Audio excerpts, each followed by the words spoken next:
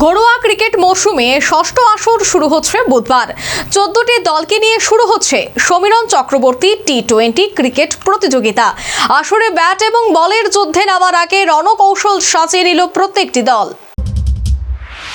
গোটা ক্রিকেট দুনিয়ার নজর এখন টাটা আইপিএল টি-20-র দিকে। দর্শকধর্মীয় আসরে প্রতিটি ম্যাচে বাড়ছে ক্রীড়া প্রেমিকদের উন্মাদনার বারুদ। সে জায়গাতে আবারও ঘরোয়া ক্রিকেটের আসরে রাজ্য ক্রিকেট সংস্থা শুরু করতে চলেছে সমীরণ চক্রবর্তী টি-20 ক্রিকেট প্রতিযোগিতা।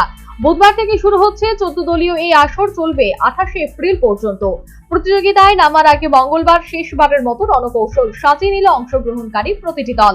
যদিও তার মধ্যে ব্যতিক্রমী দেখা গেল বিগত চ্যাম্পিয়ন সংহতি এবং রানার্স কসমোপলিটন দলকে।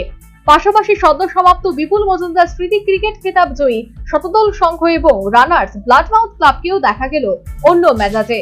মরশুমে এই ষষ্ঠ আসরকে ঘিরে অংশগ্রহণকারী 14টি ক্লাবের কর্মকর্তা এবং ক্রিকেটাররা প্রত্যেকেই আশাবাদী খেতাব জয়ের ব্যাপারে। যদিও ক্রিকেট অনিশ্চয়তার গেমস, তাই শেষ পর্যন্ত 3টি মাঠে 22 গজে কোন দল নিজেদের শ্রেষ্ঠত্ব প্রমাণ করে মূল পর্বে অংশ করে সেটাই এখন দেখার।